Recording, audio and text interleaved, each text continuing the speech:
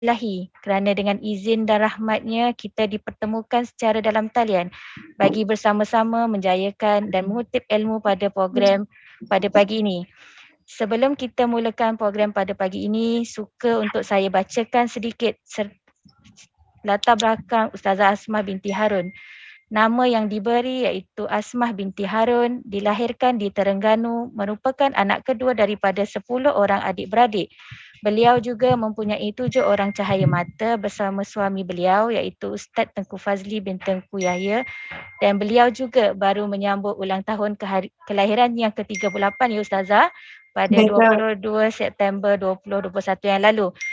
Kami bahagian semua manusia ingin mengucapkan selamat hari lahir kepada Ustazah. Semoga sentiasa dalam lindungan dan rahmatnya dalam menyampaikan dan meneruskan misi perjuangan dakwah kepada semua insya-Allah.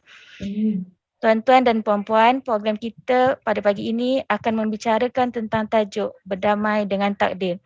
Oleh itu, saya ingin mengajak tuan-tuan dan puan-puan untuk bersama-sama mendalami dan menghayati tajuk yang bakal akan dikupaskan oleh Ustazah Asmah Harun.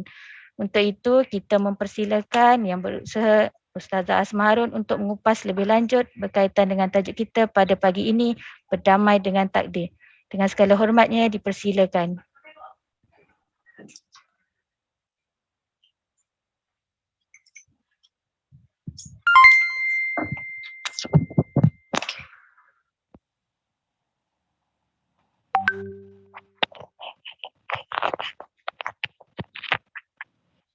Subhanallah, subhanallah, alhamdulillah, Allahu Akbar. Subhanallah, alhamdulillah, Allahu Akbar. Subhanallah, alhamdulillah, wa la ilaha illallah, wallahu akbar. Subhanallah, walhamdulillah, wa la ilaha illallah, wallahu akbar. Subhanallah, walhamdulillah, wa la ilaha illallah, wallahu akbar. A'udzubillahi minasyaitonir rajim. Bismillahirrahmanirrahim. Assalamualaikum warahmatullahi wabarakatuh. Alhamdulillah, alhamdulillahirabbil alamin. Wassalatu wassalamu ala asyrafil anbiya'i wal mursalin wa ala alihi wa sahbihi ajma'in. Alhamdulillah. Tak dengar. Dia orang semua komen tak dengar. Tak ada suara dekat AG.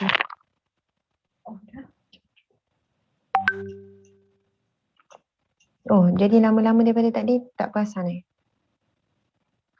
Masuk Ustazah. Tadi tak tengok komen ni.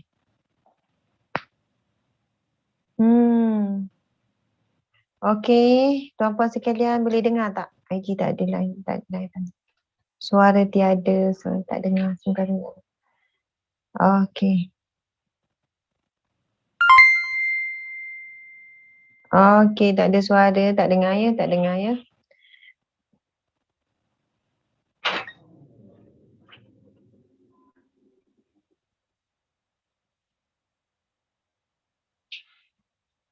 Okey, jelas. Okey, sahabat-sahabat FB dengar. Tapi, okey. Baik. Alhamdulillah. Dah dengar. Okey. Subhanallah, alhamdulillah, Allahu Akbar. A'udzubillahi minasyaitonirrajim. Bismillahirrahmanirrahim. Assalamualaikum warahmatullahi wabarakatuh.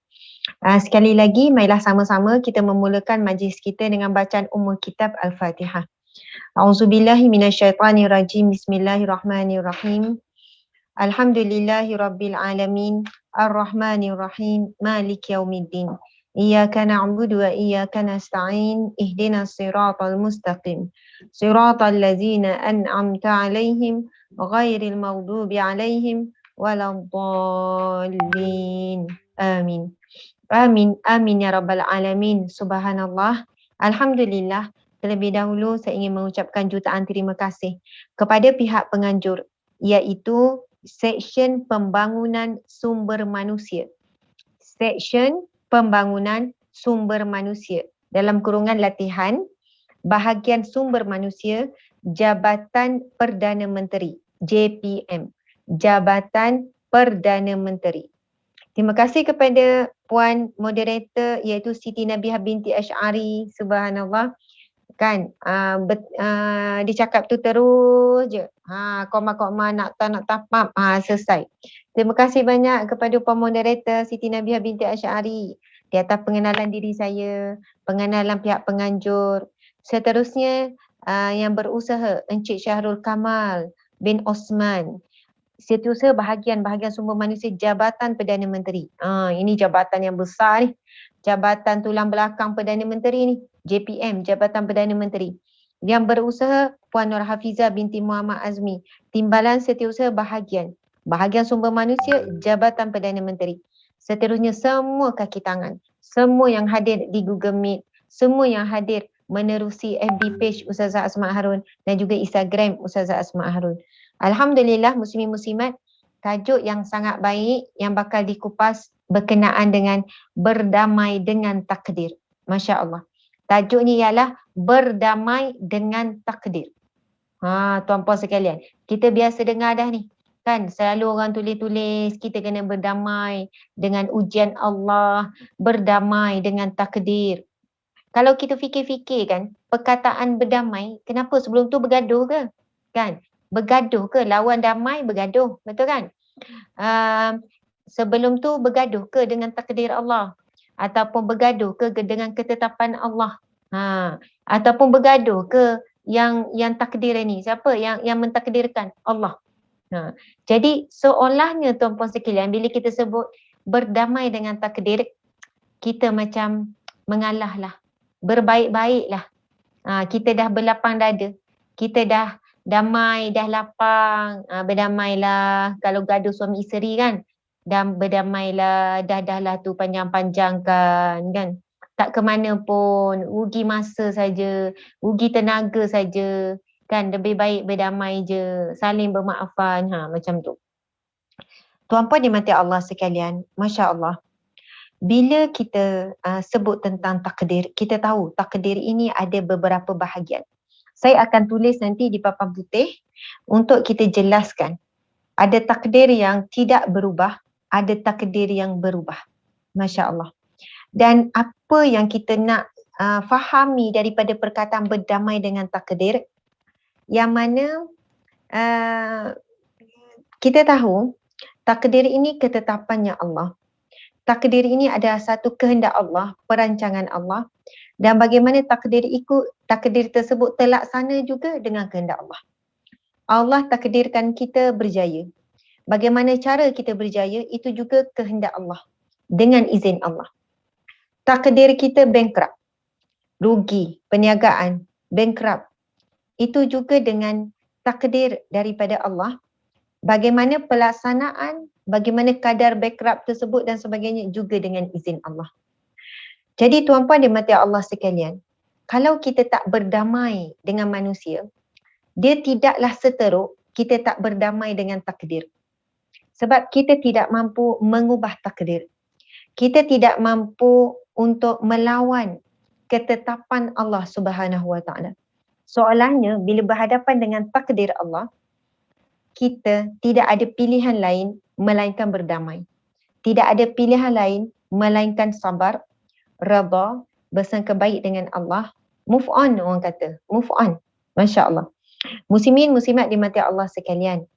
Adakah di sana kerana redha dengan takdir, terima saja bulat-bulat takdir, tak adanya ikhtiar, tak adanya usaha? Tuan-puan sekalian, usaha adalah takdir seterusnya. Masya Allah. Ada yang jatuh bankrupt, ya Allah. Allah dah takdirkan saya jatuh bankrupt. Allah dah takdirkan saya ni. Lepas tu bangkit juga takdir Allah. Bankrupt tersebut dan sebagainya. Selepas juga berlakunya suatu takdir yang menyedihkan, yang menyusahkan, bukan menyusahkan, yang menyulitkan, yang menyakitkan, bangun dan bangkitlah untuk takdir seterusnya. Subhanallah. Sebenarnya dalam hidup kita tidak ada istilah gagal. Tak ada istilah gagal. Gagal is proses. Masya Allah. Kalau kita sebut kecewa, kan saya dah kecewa, saya takkan percaya lagi dah pada manusia. Kita sedang merugikan diri sendiri. Sebab bukan semua manusia akan mengecewakan manusia lain. Masya Allah. Itu adalah proses. Seharusnya kita kata, saya telah belajar tentang satu sikap yang ada pada manusia yang boleh membuatkan saya kecewa. Jadi untuk akan datang, saya akan lebih berhati-hati supaya tidak dikecewakan lagi. Semua yang kita lalui adalah proses. Ustazah, saya lalui masa saya kecil. Saya didera oleh ibu ayah. Contohnya, saya didera oleh ibu. oleh ayah. Begini-begini. Kenapa Allah takdirkan saya begitu? Saya tanya, apa yang berlaku pada hidupan kamu sekarang? Saya benci kepada ibu ayah. Contoh, ni kita cakap jujur terus terang ni. Macam mana nak berdamai dengan ketetapan Allah? Yang mana tuan-puan sekalian, tidak ada siapa pun manusia yang boleh memilih untuk dia lahir daripada perut mana. Dia. Yang sekali-sekala kamu kena tengok sebab dia naik. Tidak ada siapa pun yang boleh memilih. Kan kalau kita kata kenapalah lahir daripada mak macam ni? Kenapalah dapat mak ayah macam ni? Kalaulah saya dapat mak ayah macam kawan tu, mesti aku berjaya. Mesti aku bahagia. Jealous tengok mak ayah diorang asyik bawa pergi jalan, kadang pergi makan. Mak ayah aku memang tak adalah. Diorang tu dah selalu bergaduh gini. Tuan-puan sekalian, bukan mudah ya anak kecil yang membesar untuk menerima takdir Allah. Saat dia belum matang, saat dia belum ada ilmu yang jelas berkenaan dengan ujian-ujian dan sebagainya. Tetapi namanya proses. Proses. Semakin lama dia semakin besar. Dia terdedah kepada kehidupan-kehidupan di dunia. Pengalaman itu, pengalaman ini. Dia mula belajar ilmu. Dan sudah tentu orang yang begini tuan-puan sekalian, dia memiliki jiwa yang besar sebab dia telah ditimpa ujian daripada kecil. Daripada kecil. Dan saat dia berdamai dengan takdir, dia belajar tentang ilmu akidah. Kita tahu rukun iman yang keenam iaitu beriman kepada qada dan qadar Allah Subhanahu wa taala. Beriman kepada qada dan qadar Allah Subhanahu wa taala, rukun iman yang keenam. Subhanallah tuan-puan sekalian, dan jika kita tidak ada keimanan terhadap apa yang Allah tetapkan, itu adalah kehendak dia dan ada hikmah di sebaliknya. Wa asa an takrahu syai'an wa huwa khairul lakum. Apa yang kamu tidak suka itu ia baik bagi kamu. Walaupun mungkin anak itu bertanya, apa baiknya Ustazah? Membesar dan keadaan tak dapat kasih sayang, didera. Mana kebaikan? Apa kebaikan? Berbanding dengan seorang anak dibesarkan dengan kasih sayang, dengan pendidikan, dengan perhatian. Kalau kita tengok secara kasar, memang tidak ada kebaikan. Sudah tentu kita kata, memang kebaikannya adalah kalau kita lahir sekian-sekian. Tetapi jangan lihat yang lampau. Lihat yang hari ini. Lihat yang hari ini. Apa yang kamu miliki saat ini? Apa yang kamu dapat setelah kamu terluka, setelah kamu sedih? Ustazah, saya ada jiwa gini. Saya sekarang gini. Saya kalau begini, saya berdikari. Saya ujian-ujian saya lalui ni kecil. Sebab saya dah biasa lalui ujian daripada masa kecil saya dah lalui ujian yang besar-besar. Kan, saya lebih berhati-hati. Saya nekat, saya takkan sakiti anak-anak saya. Saya nekat untuk beri kasih sayang. Dan saya perhatikan Ustazah, doa saya makbul. Subhanallah, apa yang saya nak gini-gini. Tuan-puan sekalian, kita boleh mentadbir takdir Allah. Tadbir, maksud urus takdir Allah. Kita boleh cari 1000 hikmah kebaikan. Tetapi jika kita tak buka mata hati, hanya melihat mata zahir, kita tidak boleh melihat hikmah. Kita tak jumpa walaupun hikmah tu depan mata. Walaupun kita sedang menikmati hasil daripada ujian tu, kita sedang menikmati. Tapi kerana buta mata hati, maka kita tidak boleh menilai bahawasanya itu adalah hikmah, kebaikan yang kita diuji dulu. Tuan-puan sekalian, satu prinsip, apa yang kita dapat hari ini, apa jua nikmat, banyaknya kerana kesabaran waktu yang lalu. Kita sendiri tak pasti. Mungkin masa kita sabar masa kecil, mungkin dulu kita pernah ada satu peristiwa yang menyebabkan kita sabar masa kita sekolah rendah dulu. Ada kita kena peli kita ni. Kan? Apa yang kita dapat hari ini? Sama ada sehat, kita masih kekal dalam Islam, dalam iman. Kan kita diberikan kawan yang baik, kita diberi makan yang kenyang. Mungkin, bukan mungkin lah, ia hasil daripada amal-amal soleh kita tu. Kesabaran dan sifat redha kita bersangka baik, berdamai kita dengan takdir Allah dulu. Dan jika hari ini kita sabar dengan ketetapan Allah hari ini, kita akan mendapat menuainya. Kita akan menuainya bila? Di akhirat kelak. Ataupun sebelum akhirat dunia Allah dah bagi. Apa yang kita sabar hari ini, yang kita tanya Allah kenapa? Ya Allah beratnya ujian. Mungkin 2 tahun lagi kita akan dapat menuai nikmat dia. Tapi kita tak adalah exactly, oh yang ni disebabkan yang ni. Okay yang ni. Tak. Ia secara umum. Kalau saya sendiri kadang-kadang tu bercakap dengan suami, dulu kita cuba berniaga kan, 15 tahun lepas, pergi jual pasar malam, buat itu buat ni. Berniaga rugi. Akhirnya kami ambil keputusan tak berniaga dah. Rugi tu bukan sikit, puluh ribu adalah, nak sebut pemalu, tapi tak ada ilmu kan. Lepas tu stop. Tak ada dah rasa macam tak mampu dah nak tanggung hutang, nak tutup hutang je lah fikir. Lepas tu, lepas 10 tahun kan, kita mula balik adalah start berniaga buku. Menjadi pula. Dan menjadi tu subhanallah, Allah bagi berganda-ganda. Kadang-kadang berbual lah dengan encik suami. Bang, hasil sabar kita rugi dulu kan. Walaupun kena tipu dengan orang 10 tahun yang lepas. Orang tu ambil barang ribu-ribu tak bayar kan. Kita halalkan saja. Rupanya bukannya selepas 2 tahun ke dapat balik ni. Lepas 10 tahun. Tapi Allah bagi walaupun lepas 10 tahun. Umpama berniaga 10 tahun. Subhanallah, kadang-kadang fikir. Sebab itu orang-orang yang sedang berusaha. Tapi belum dapat hasil. Mengikut fikiran kita lah. Sebenarnya di sisi Allah ada hasil. Okey, kita jual nasi lemak. 50 bungkus. 1 bungkus RM1 contoh. Dapat RM50. Yang kita nampak hasil RM50 tu kan. Kita seronok lah dapat RM50. Alhamdulillah boleh buat modal esok. Gini. Tapi ada hari hujan turun. Lakulah 2. 48 lagi tak laku. Kita kata usaha kita tak ada hasil. Tak berhasil usaha kita hari ni. Kita cakap kan. Tak ada hasil bang. Tuan-puan sekalian, Masya Allah. Sebab hasil yang kita nampak adalah fizikal. Duit. Tetapi sebenarnya kalau kita redha, kita bersangka baik, kita berdamai dengan takdir Allah hari itu hujan turun, akhirnya kita tak dapat jual, agih-agih je pada orang sedekah. Hasil daripada usaha kita hari itu jauh lebih banyak kemungkinannya. Satu, Allah beri terus. Kadang tu orang beri, tiba-tiba ada orang sedekah ke apa. Kadang ia datang daripada apa? Besarnya ganjaran pahala sabar, redha, bersangka baik dengan Allah Subhanahu Wa Taala. Dan kemungkinan besar sebab luluslah ujian redha dan berdamai dengan takdir Allah hari itu. Sebab lulus tu dapat keputusan cemerlang tu, tapi tak adalah keluar tiba-tiba bintang, keputusan cemerlang. Benda tu alam ghaib kan? Subhanallah, alam ghaib. Lulus cemerlang lah tu kan? Kita tak tahu apa yang Allah sedang sediakan. Mungkin 10 hari lagi, mungkin 10 bulan lagi, mungkin 10 tahun lagi. Tetapi saat itu, sampai kita ni rasa puas, tak tahu nak ucap syukur, tiba-tiba datang rezeki, mungkin hasil sabar yang kita dah lupa dulu. Tuan-puan dimati Allah sekalian, semalam, kalau siapa yang tengok, ada live kami, NGO Sahabat Amal Care, buat program dengan gelandangan di Chokit. Kita sama-sama kolaborasi dengan Yayasan Amal, kemudian dengan Mak Wan bersama dengan Puan Mariam, dengan Cikgu Jinggo, subhanallah, yang mana tuan-puan dimati Allah sekalian, mereka ini ada dapur makan sahabat. Lepas tu ada pusat pengajian agama untuk gelandangan. Ramai dah gelandangan Muslim, dah masuk Islam, dah 17 orang. Lepas tu yang Islam pun sedia ada yang tak pandai baca Quran, yang tak pandai solat mereka.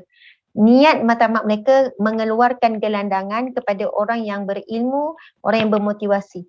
Subhanallah tuan-puan sekalian, program yang sangat indah. Dan Allah izinkan saya berjumpa dengan seorang wanita yang sangat hebat, usia dah 70 tahun, namanya Mak Wan.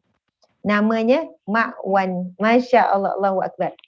Ceritanya banyak. Bagaimana Mak Wan ni umur 11 tahun, 60 tahun yang lepas. 11 tahun tu 60 tahun yang lepas, dah umur dia 70 kan. Kita faham zaman-zaman tu nenek moyang, atuk nenek moyang kita tu memang biasa kahwin umur 10 tahun, 11 tahun, 12 tahun zaman tu. Jadi Mak Wan ni bercerita, dia dikahwinkan. Zaman tu kan bukan nak kenal pun, tak tahu nak kenal macam mana. Dia dikahwinkan, dinikahkan dengan seorang lelaki. Laki tu pun bawalah pergi KL. Rupanya nikah dengan pengedar dadah. Syirah.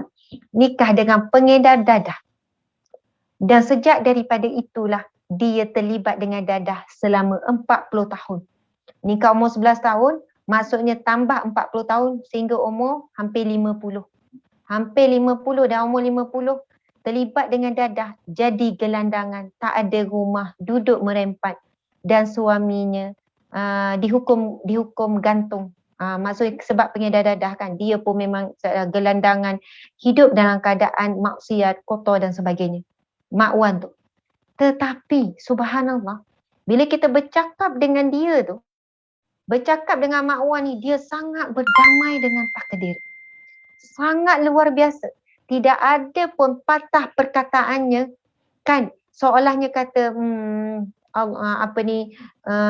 sedih, kecil. Tak ada. Dia senyum, dia positif. Dia kata, Ustazah, Mak Wan berubah dekat umur 50. 20 tahun. Hampir 20 tahun Mak Wan tunggu. Kan? Selepas dia keluar pusat serinti apa, Mak Wan buat kecil-kecilan. Dia kata, ini tempat tinggal Mak Wan. Bagaimana ni rumah kedai atas cokit tu, itulah tempatnya kan. Sebagainya, lorong-lorong ni lah Mak Wan membesar dan sebagainya melalui sekian-sekian. Mak Wan tak tinggal tempat ni sebab Mak Wan nekat untuk keluarkan kawan-kawan Mak Wan yang masih lagi dibelenggu dengan dadah, yang masih lagi berada di lorong-lorong gelap, yang sex workers dan sebagainya. Masya Allah. Sebab itu Mak Wan beranikan diri. Apa yang Mak Wan buat? Dia kata, lepas dah dia bebas daripada dadah, dia dah tak terlibat langsung dah dengan dadah, dia tetap duduk di situ buat karipap. Buat karipap, lepas tu jual karipap, dia kata Ustazah dapat untung sikit sangat sebab bayar lagi meja yang tumpang kat kedai tu. Lepas tu daripada hasil jualan untung sikit, dia masak lagi, jual lagi, dapat untung sikit. Apa yang Mak Wan buat adalah Mak Wan masak dekat dapur. Saya pergi bilik dia, kecil saja rumah. Kan rumah mak sana bukan boleh besar sangat macam bilik. Dia rumah kedai bahagian atas, Mak Wan masak sikit-sikit. Kalau dapatlah lebih 5 bungkus, ya, lepas tu bagi-bagi dekat gelandangan. Esok lama-lama boleh tambah lagi, boleh buat 10 bungkus. Itu yang Mak Wan buat. Tapi Mak Wan berdoa, ya Allah, sebab Mak Wan nak Mak Wan pun dapat ilmu, orang-orang di situ dapat ilmu, nak bina satu taman ilmu. Dan Allah rizkikan Mak Wan ini bertemu dengan beberapa pihak, kan, NGO-nya, Baitul Mal tolongnya. Masya Allah, sekian-sekian dengan Ustaz Azman MK, dengan Ustaz Syadia Abbas. Saya ada cerita yang saya nak sampaikan tuan-tuan sekalian. Hebatnya orang yang berdamai dengan takdir, tak pernah salahkan Allah. Umur 11 tahun seorang yang telah diserahkan kepada seorang pengedar dadah. 40 tahun hidupnya dalam keadaan kegelapan, dalam keadaan menderita.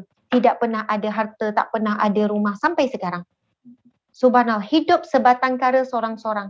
Sekarang seorang-seorang, tak ada anak, tak ada apa.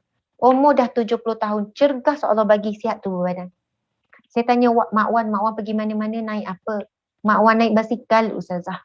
Kan pergi beli pasar, nak beli makanan, nak masak kat dapur tu. Kan buat apa-apa urusan dengan basikal. Lepas tu saya kata, oh Mak Wan kereta, mana ada Ustazah, rumah tu pun sewa. Mana ada Ustazah sekian-sekian. Oh motor, memang tak ada lesen. Mak Wan ni belajar, tidak itu, tidak kan. Mana, memang duit tak pernah ada. Ada duit tu lah Allah bagi, kongsi dengan gelandangan. Bagi makan tujuan Mak Wan nak dekati mereka, nak ajak mereka kepada agama. Kembali semula ke hijrah. Apa yang Mak Wan sedang nikmati sekarang. Lepas tu, sebenarnya Mak Wan boleh pilih untuk tinggalkan lorong-lorong cokit tu. Mak Wan boleh pilih untuk pergi duduk kat pondok. Boleh pilih pergi mana-mana tempat lain. Tetapi Mak Wan kata di situlah tempat Allah didik, Allah bentuk Mak Wan supaya Mak Wan mengajak lebih ramai lagi. Orang yang berdamai dengan takdir. Dia bukan kata, kotor, benci tempat tu yang telah merosakkan hidup dia, trauma ke tak. Dia kata, Mak Wan kembali semula ke sini. Walaupun pada awalnya Mak Wan takut terjebak balik kepada dadah. Kan sebab Mak Wan tu 40 tahun hidup situ, campur 20 tahun dah selepas berhijrah, dan 60 tahun duduk kat kawasan cokit tu. Kenal, orang kata kakak kawasan, abang kawasan. Cuma saya nak ceritakan, Mak Wan kata, satu Ustazah dia kata, basikal, dah 15 basikal dah Ustazah. Kelebih dia pun dah tak ingat. Kenapa? Mak Wan nak cik tukar basikal. Orang curi. Mak Wan ni kan parking basikal situ, tengok-tengok dah hilang. Basikal kan boleh angkat. Kalau motor susah sikit lah nak angkat. Dia kata ada satu pagi tu, Mak Wan nak pergi pasar. Mak Wan tak tengok lah basikal tu macam mana. Yang Mak Wan tahu, Mak Wan tu nampak basikal, Mak Wan pun duduk, Mak Wan jatuh bergelimpangan. Jatuh terus. Sebab apa? Mak Wan tak sedar rupanya orang ambil tayar. Rupanya basikal yang Mak Wan naik tu tak ada tayar. Tapi sebab biasalah kadang kelang kabut kan nak pergi pasar apa mak nak beli, nak masak ni, nak bagi gelandangan. Masa tu dia masih seorang-seorang. Dia buat seorang-seorang, tak ada siapa-siapa bersama dengan dia. Dia kata jatuh terjelupuk, rupanya basikal tu kena curi motor, kena curi tayar. Lepas tu kan mula-mula Mak Wan marah. Mak Wan kata, kenapalah Mak Wan marah aku ni, bukannya ada duit, ambil tayar basikal aku. Lepas tu Ustazah, Mak Wan terus reda. Tahu kenapa Mak Wan reda? Mak Wan kata, ya Allah aku reda sebab dulu aku pernah curi basikal orang. Masya Allah. Mak Wan tu kata, sebab dulu aku pernah curi basikal orang. Aku reda ya Allah. Dia kata lepas tu Mak Wan tak ada dah nak marah. Ni, subhanallah, orang yang sedang berdamai dengan takdir Allah. Lepas tu kan dia kata, tapi Mak Wan bukan apa Ustazah. Lutut memang dah sakit, umur dah 70. Basikal tu kan lutut bergerak. Dah tak boleh nak lawan dah usia ni. Kan, kalau orang umur 30 kata sakit lutut sebab gerak, mungkin kita kata alah hai muda lagi. Tapi umur 70 kita nak jawab macam tu. Mak Wan tak adalah kuat lagi. Tak, memang kita terpaksa akur. Dengan faktor umur sudah tentu akan mengikuti bersamanya tuanya anggota badan. Lalu apa takdir Allah Tuan Puan sekalian, petang semalam masa tu dah pukul 6 lebih, dalam 6 suku macam tu, 6.30. Saya kata Mak Wan, jom. Ada tak kedai-kedai basikal kawasan ni? Kedai-kedai basikal. Lepas tu kata ada, jalanlah agak jauh juga, dalam 500 meter ataupun 1000 meter macam tu. Jalan sampai dekat situ, saya kata Mak Wan pilih motor elektrik. Sebab Mak Wan sebut, Mak Wan tak ada ni, tapi kalau motor elektrik tu boleh bawa kot, nampak orang bawa senang je. Saya kata okey Mak Wan, jom kita terus pergi. Rezeki Mak Wan dapatlah motor elektrik petang semalam. Dia nak warna hitam, ada warna biru sikit-sikit. Tahu kan motor elektrik? Yang budak-budak macam skuter, budak-budak pun boleh bawa. Kat rumah kami adalah satu. Anak yang umur darjah 3, darjah 4 pun boleh bawa. Simple saja. Subhanallah, Tuan Puan sekalian. Saya nak cerita hebat Mak Wan ni dia jawab apa. Kan dia ucap terima kasih Ustazah. Ni kuasa nak cerita sebab saya bagi. Itu daripada hamba-hamba Allah yang bagi pada Mak Wan. Masya Allah. Bila saya kata Mak Wan, kami perantaraan Allah sahaja. Mak Wan tak payah nak berterima kasih sangat pada kami. Tak payah nak terhutang budi. Memang Allah takdirkan motor elektrik ini untuk Mak Wan. Dia sebab apa? Dia terai pegang ni. Dia pegang apa? Dia nak cari yang raga besar. Mak Wan pergi pasar, mau nak cari barang, nak masak. Okay, ni nampak kuat ni, dia kata. Tuan-puan dimati Allah sekalian, dalam perjalanan tu, Mak Wan orang biasa. Kalau kita tengok zahirnya biasa. Masya Allah. Saya kata kami perantaraan saja. Lepas tu dia jawab apa? Betul Ustazah, betul. Allah pun berfirman Ustazah. Dia pula Mak Wan tu baca firman Allah pada saya. Mak Wan kata Allah berfirman Ustazah. Wa man yattaqillaha yaj'al lahu makhraja wa yarzuquhu min haitsu la yahtasib wa man yatawakkal 'ala Allahi fahuwa hasbuh. Innallaha balighu amri qad ja'ala Allahu likulli syai'in qadra. Dik cari ayat tu. Surah Al-Talaq ayat 2 hingga 6. Surah ayat si Budina. Mak Lang baca sampai habis qadra. Mak Lang baca sampai habis, sampai qadra, tuan-puan sekalian. Ada orang dia baca wa man yattaqillaha yaj'al lahu makhraja wa yarzuqhu min haitsu la yahtasib. Tapi Mak Lang tak. Dia baca pada saya dalam berjalan nak balik ke tempat, ke rumah dia tu, kat rumah kedai tu, tempat tu, dia sebut ayat tu sampai habis dia baca. Ustazah, Mak Lang percaya. Allah dah sebut. Wa man yattaqillaha yaj'al lahu makhraja. Siapa yang bertakwa kepada Allah, yakin dengan Allah, Allah beri dia jalan keluar. Wa yarzuqhu min haitsu la yahtasib. Dan Allah berikan wa yarzuqhu, dan Allah rizkikan wa yarzuqhu min haitsu la yahtasib. Allah berikan dia rizki daripada yang tak disangka-sangka. Wa man yatawakkal 'ala Allahi fahuwa hasbuh. Barang siapa yang bertawakal kepada Allah, fahuwa hasbuh, dia diberikan kecukupan. Apa yang dia perlu Allah bagi. Jumpa tak dik? Fahuwa hasbuh. Innallaha balighu amri. Sesungguhnya Allah lah yang menyempurnakan urusannya. Allah lah yang melaksanakan urusannya. Qad ja'alallahu likulli syai'in qadra.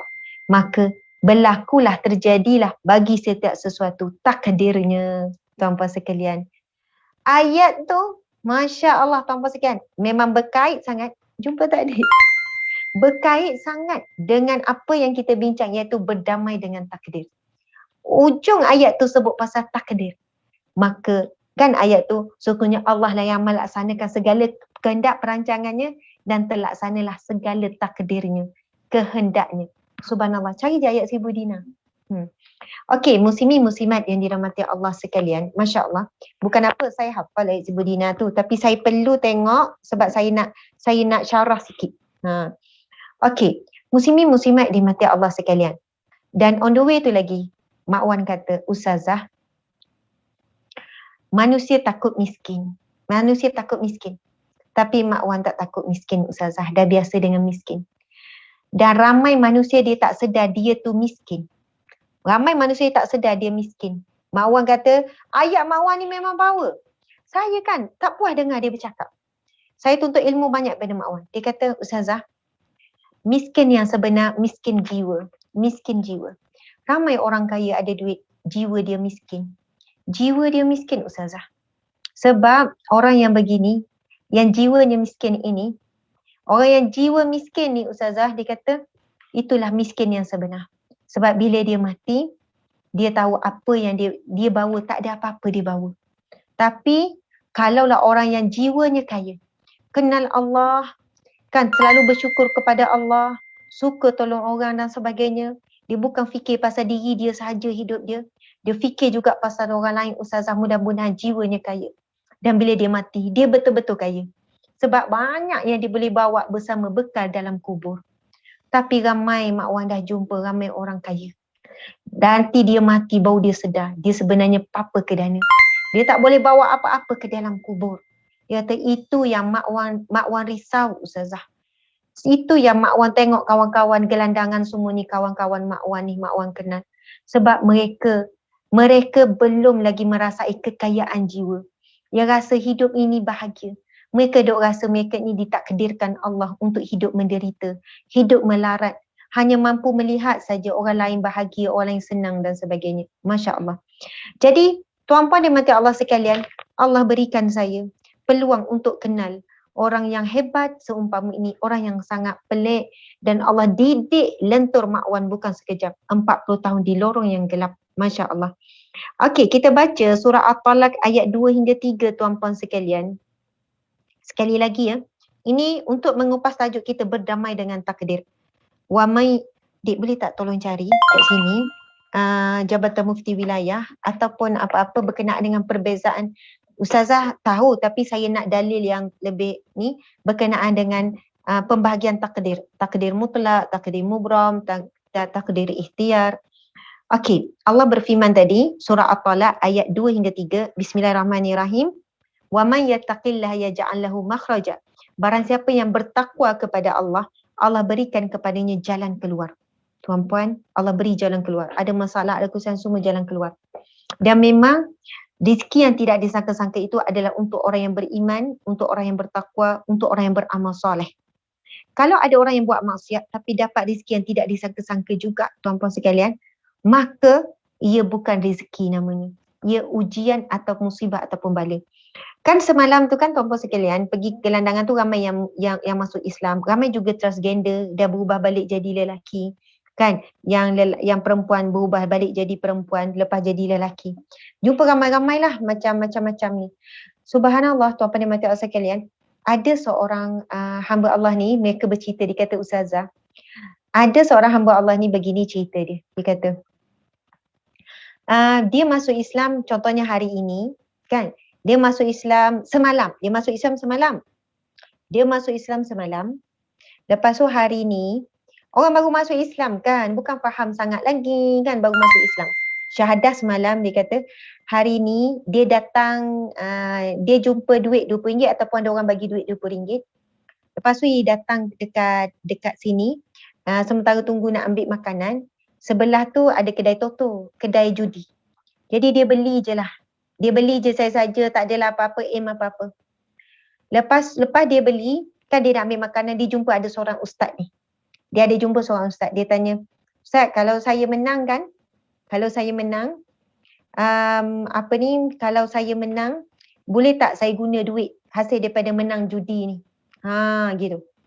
Lepas tu Ustaz tu jawab, tak boleh. Buang. Ustaz kata, nombor yang kamu beli ni buang. Tak boleh. Islam haram, judi ini haram. Tak boleh. Nombor tu, bila Ustaz tu cakap, baru masuk Islam semalam. Ceritanya baru masuk Islam 1 hari. Nombor tu baru beli, bila Ustaz tu kata buang, dia terus buang. Dia buang. Masya Allah. Lepas tu, keluarlah keputusan kan. Judi ni keluar terus keputusan esok kan ya. Keluar keputusan malam tu kan macam mana? Lepas dia buang, nombor dia menang. Dapat 150,000. Nombor ekor yang dia beli tu menang dapat 150,000.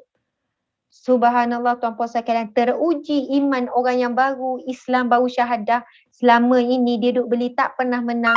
Masuk Islam semalam. Hari ni lepas tu beli nombor ekor. Ustaz suruh buang-buang. Dia kata, oi sakitnya hati ni, sakit. Dia cakap hati ni sakit sangat. Menang 150,000 tapi tak boleh ambil sebab Islam kata haram. Subhanallah. Dan dia buang dan dia tak ambil. Tuan-puan sekalian. Hebat tuan-puan sekalian. Allah sedang menguji. Lalu dia berdamai dengan takdir. Dia adalah Islam dan dia tak boleh judi. Dia kena buang dan sebagainya. Masya Allah tuan-puan sekalian. Dan dia berdamai dengan ketentuan Allah di saat yang dia bukan tak perlu, di saat dia perlu. Masya Allah. Dan dia tidak menyesal sedikit pun. Dia tak adalah, dia cuma kata, ya Allah, kuatnya ujian baru masuk Islam. Dia kata, soalannya kalau orang tak kuat iman, ya Allah, tak payahlah aku Islam, bila Islam tak benarkan, aku dah dapat duit 150k, aku boleh jadi orang kaya. Jadi orang Islam miskin, kena buang duit, contoh kan. Lepas tu, orang yang sama, beberapa hari selepas itu, dia cerita beberapa hari selepas itu, orang yang sama tuan-puan sekalian, takdir Allah, jumpa tengah jalan duit yang banyak. Ratus ataupun ribu. Ini gelandangan ni, bukan orang kaya tuan-puan sekalian.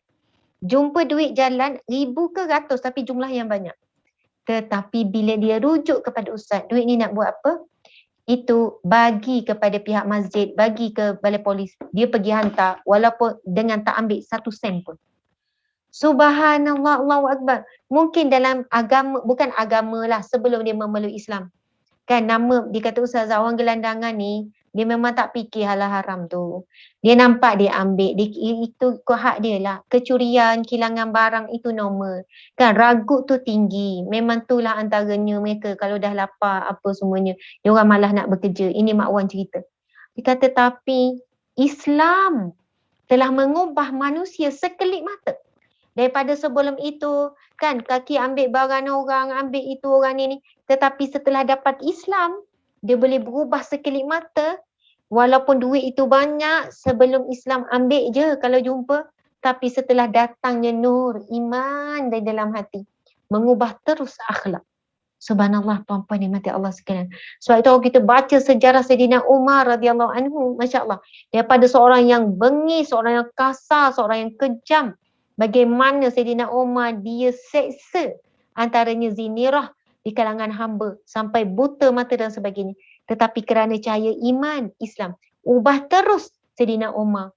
Dia tak berubah fizikal, dia tak berubah karakter dia. Tetapi hati dia berubah jadi lembut, selalu banyak menangis. Antara sahabat Nabi yang kuat menangis, kan rindukan syurga, takutkan neraka. Bertaubat, subhanallah seorang yang sangat hebat sehingga kan Nabi SAW mengiktiraf kehebatan Nabi Sayyidina Umar radhiyallahu anhu, hadis yang sahih. Nabi sebut apa? Seandainya ada Nabi setelahku, maka Umarlah orangnya. Masya Allah. Tetapi memang tidak ada Nabi. Tapi ayat itu ayat pujian Nabi terhadap Sayyidina Umar. Sebab itu seseorang yang kejam, zalim, jahat, tidak amanah, pencuri ke, pelacur ke, penzina ke, apa saja, tuan-puan sekalian, jika dapat nur iman di dalam hati, subhanallah, akan terus mengubah seorang itu 360 darjah. Mereka ini orang yang berdamai dengan takdir Allah Subhanahu wa taala. Allahu Akbar. Wa yarzuqu min haitsu la yahtasib. Orang yang bertakwa kepada Allah. Apa maksud takwa tuan-puan sekalian? Kalau kita rujuk maksud takwa, antara divisi takwa adalah orang yang mentaati perintah Allah, meninggalkan larangan Allah dan redha dengan ujian Allah. Itulah orang takwa. Dia taat semua perintah Allah, dia tinggal apa larangan Allah, no objection, tanpa bantahan. Obey je, tanpa bantahan. Tapi ramai mana manusia masih bertangguh untuk mentaati perintah Allah. Walaupun dia tak cakap direct, ya Allah tak setujulah, ya Allah aku muda lagi lah, takkan nak pakai macam tu. Dress gini. Semalam kan saya pergi KL kan.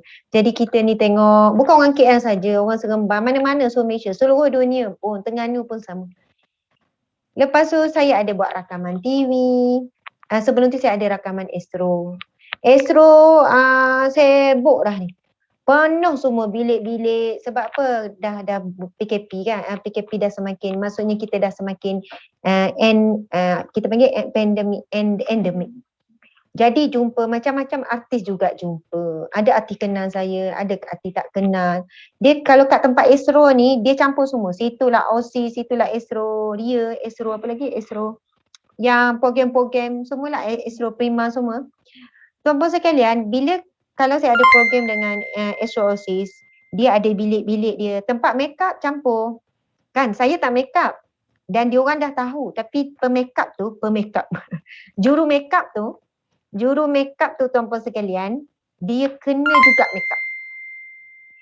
Dan dia kata, Ustazah tak boleh, Ustazah kena pergi juga bilik make up. Kalau tak saya kena tanya, saya macam tak buat kerja saya. Lepas tu, tapi saya dah faham Ustazah tak make up. Tapi saya ambil syarat je. Dia pun buatlah macam sapu-sapu padahal tak ada apa pun. Tak ada tambah, tak ada apa. Ustazah gincu. Memang sebab suami saya tak izinkan, mak ayah saya pun tak izinkan, dan saya pun memang tak nak.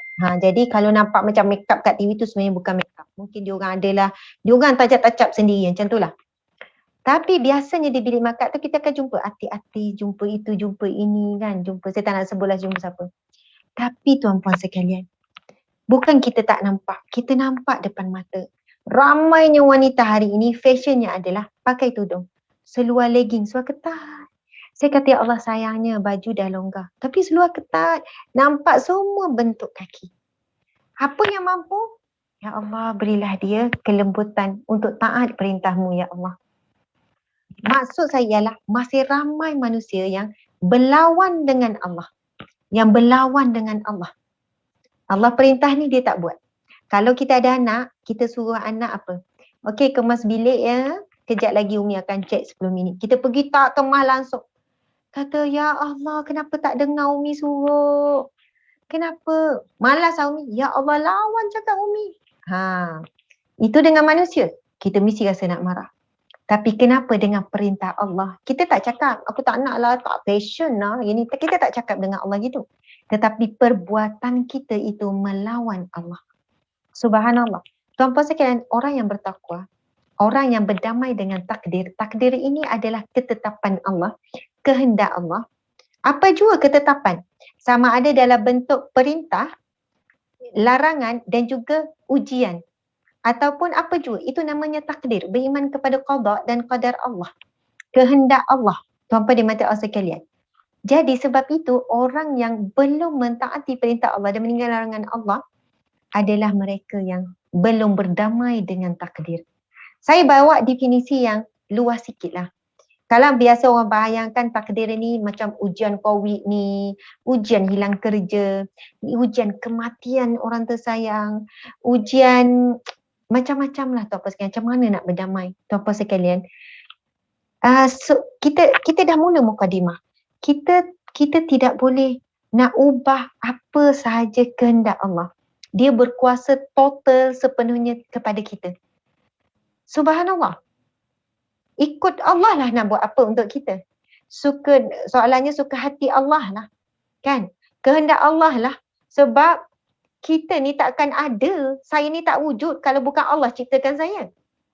Kita ni tak ada pun di dunia kalau Allah tak tiupkan roh. Kita bermula kosong. Subhanallah, Allahu Akbar. Jadi dah Allah ciptakan kita, dialah yang berkuasa untuk tentukan larangan, perintah dan apa jua perjalanan hidup kita. Masya Allah. Yang ada pada kita adalah mentadbir, menguruskan ujian Allah. Menguruskan.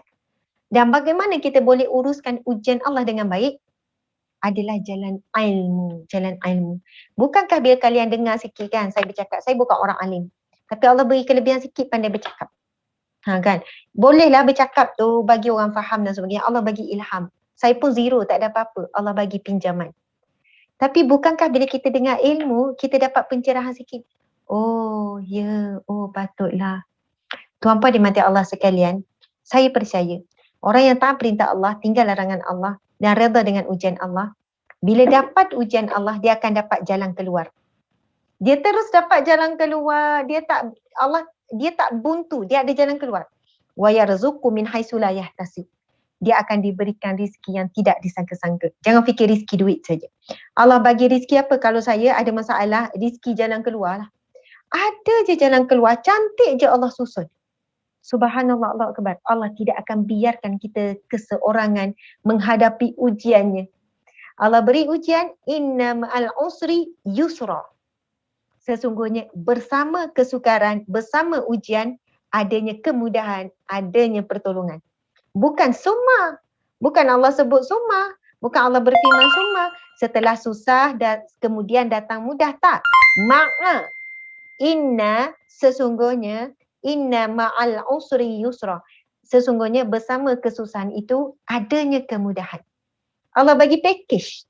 Bukan susah. Tapi Allah bagi package, bagi package susah dan jalan keluar sekali. Ini siapa? Orang yang bertakwa kepada Allah. Wa yarzuqu min haitsu la yahtasib. Wa may yatawakkal 'ala Allahi fa huwa hasbuh. Dan barang siapa yang bertawakal kepada Allah, baginya, maka huwa baginya hasbuh, kecukupan. Walaupun orang nampak tak cukup, tapi dia rasa cukup. Subhanallah. Kita tengok orang tu pakai handbag dah buruk, dah koyak. Bagi dia, okey, tak ada masalah. Kita yang ada handbag sampai 5 ni tak cukup-cukup lagi rasa. Sila sentap ya, sila terasa. Ada orang pakai kasut tu setahun, cukup je. Ada orang setiap bulan beli kasut. Ataupun dah beli kasut, Allahu Akbar. Jadi Allah tarik rasa cukup sehingga dia tak cukup-cukup. Akhirnya dia tergolong di kalangan orang yang membazir. Dan nantikanlah hisab Allah yang berat bagi orang yang membazir. Na'udzubillah min zalik. Innallaha balighu amri. Sesungguhnya Allah lah balighu amri. Maksudnya sesungguhnya Allah tetap melakukan segala perkara yang dikehendakinya. Innallaha balighu amri. Allah berkehendak. Allah akan melakukan apa saja yang dikehendakinya. Qad ja'alallahu likulli syai'in qadra. Allah telah pun menentukan kadar dan masa bagi berlakunya tiap-tiap sesuatu. Masya Allah, Allahu Akbar. Tuan-puan sekalian, hidup kita ini berpindah daripada satu takdir ke takdir yang lain. Kita sebenarnya hanya berpindah sahaja. Apa takdir Allah kita pada hari ini ya? Kan berpindah pada takdir. Dan bila berlaku sesuatu, kita pun sebut telah sanalah takdir yang telah Allah tetapkan untuk kita hari ini bang. Cakap dengan suami kan. Ya Allah, rupanya hari ini apa yang Allah takdirkan berlaku. Maksudnya tuan-puan sekalian, orang yang ada iman, rukun iman yang ke-6, iaitu redha kan, beriman kepada qada dan qadar Allah. Dia kadang down, dia jatuh, dia terduduk dengan kata-kata manusia, dengan ujian dan sebagainya. Tapi dia cepat bangkit kerana sedar itu adalah kehendak Allah. Dan kita tak akan kalah, kita akan bangkit untuk takdir seterusnya. Untuk takdir seterusnya. Masya Allah. Sebab itu jangan terpaku lama di depan pintu yang sedang tertutup. Sebab kalau lama 2 hari, 3 hari, kalau sebulan, 2 bulan, kalau 1 tahun, 2 tahun, duduk meratapi kesedihan dengan kehilangan, berapa lama masa kita rugi. Sepatutnya kita cepat bangkit dan pergi ke pintu-pintu yang lain pula untuk meneruskan takdir Allah seterusnya. Masya Allah. Okey, sebagai penutup muslimin muslimat yang dirahmati Allah sekalian, saya nak berkongsi daripada buku ensiklopedia Akhlak Rasulullah sallallahu alaihi wasallam. Lawan berdamai dengan takdir iaitu berperansangka buruk kepada takdir Allah Subhanahu wa taala. Kan lawan kepada takdir berdamai dengan takdir, lawannya adalah bersangka buruk dengan takdir Allah ataupun bersangka buruk dengan Allah. Dan kita nak berkongsi nasihat Imam Al-Ghazali dalam bab bersangka baik. Nasihat Imam Al-Ghazali dalam kitab Bidayah Al-Hidayah berkenaan dengan bagaimana kita nak melatih diri kita untuk menjadi seorang yang bersangka baik, berdamai dengan takdir Allah. Baiklah, kita baca ya.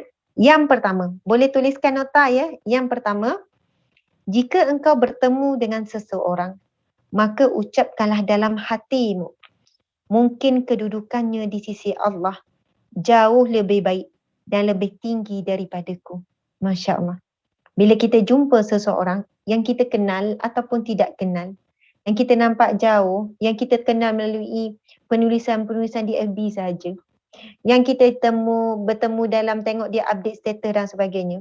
Walaupun kita tengok update status dia bukan-bukan, kan, mengarut-ngarut, boleh pula dia share live yang ada aurat, contohlah ya tuan-puan sekalian. Bagaimana kita nak didik hati kita ni bersangka baik. Nak bersangka baik dengan Allah mencabar tuan-puan sekalian. Kita latih bersangka baik kepada manusia. Mudah-mudahan apa jua ujian kita cepat move on sebab kita ni dah terlatih dan melatih diri kita bersangka baik. Dan orang yang selalu bersangka baik pada manusia digantikan dengan doa, memberi kemaafan. Sebab bukan mudah tuan-puan sekalian kalau ada orang yang kita senyum, kita tegur, Assalamualaikum. Tiba-tiba dia pun senyum tak, jawab salam tak. Macam mana nak sangka baik tu? Macam mana nak sangka baik? Ustazah, geram saya. Sombong. Dia kata, sombong. Tak ada dah lepas ni. Dia nak tegur lagi dah. Sombong apa macam lah, hebat sangat lah. Gini. Mandang macam tu. Dia bukan tak dongau Ustazah. Siap berpaling tapi mata tengok ya. Tangan pun tak angkat. Apalah masalah orang tua tu kan. Ni contoh ayat je lah ya tuan-puan sekalian. Macam mana nak sangka baik tuan-puan sekalian, macam mana? Lepas tu kan, habis-habis saya kata, mungkin dia dalam masalah tu. Mungkin dia tengah susah hati kot. Mungkin baru tengah bergaduh kot. Baru kena bebel dengan orang rumah dia kot. Kan, mungkin tak tahu banyak lah mungkin. Kau nak buat mungkin ada 20, 30, ada 100 mungkin lah. Kan, kita tak tahu mungkin dia tengah bengkak, tengah geram apa kan. Dan semua tiba-tiba nampak pula makcik senyum kan. Dalam dia tengah marah, tengah sedih, tengah kecewa. Jadi tuan-puan sekalian, Masya Allah, bukan mudah nak fikir-fikir mungkin tu. Tetapi Imam Al-Ghazali ini mengajar kita dengan berfikir mungkin yang kita bina sendiri tu, membantu kita untuk jadi orang yang bersikap bersangka baik. Okey, Imam Al-Ghazali sebut apa? Jika engkau bertemu dengan seseorang, maka ucapkanlah dalam hatimu, mungkin kedudukannya di sisi Allah jauh lebih baik dan lebih tinggi daripadaku. Subhanallah. Jadi kita tidak mudah untuk bersangka buruk, memandang rendah. Yang kedua, jika bertemu orang tua, maka ucapkanlah dalam hatimu, dia telah beribadah kepada Allah jauh lebih lama daripadaku. Tentu dia lebih baik daripadaku.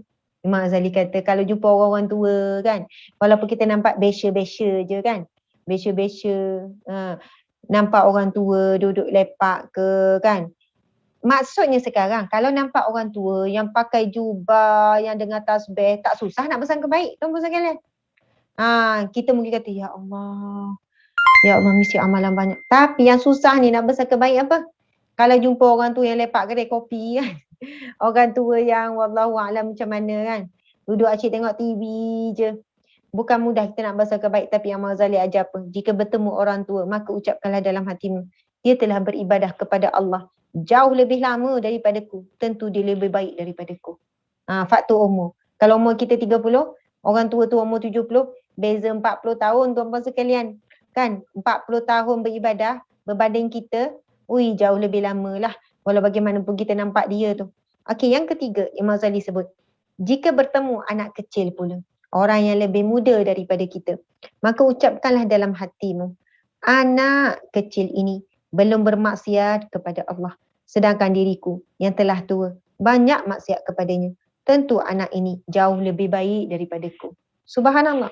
Sebab tu kadang-kadang kan kita jumpa budak-budak, doa Ustazah ya, doa sebab apa? Dia tak ada dosa. Bersangka baik. Anak-anak kita tu tuan-puan sekalian, Masya Allah sungguhlah tuan-puan sekalian, sungguh saya kata ni. Anak-anak kita yang kita duk marah, yang kita duk cubit kadang-kadang tu kan, yang kita geram tu, umur dia berapa? 2 tahun, 3 tahun, 5 tahun, 6 tahun, 7 tahun belum balik kan. Doa makbul tu, tak ada dosa tu. Kita ni yang banyak dosa ni. Kalau kata dia tu buat sepah, marah, tak nak dengar kata anak degil, yang kita sebut anak degil tu, dia tu tak ada dosa. Kalau meninggal syurga. Subhanallah. Sebab itu sekali-sekala minta doa dengan anak-anak. Saya memang suka kan minta doa. Safwan doakan Umi, Safwan. Safwan darjah 1 kan. Umi nak doa apa? Dia tanya. Doa Umi sihat. Ya Allah bagi Umi sihat. Amin.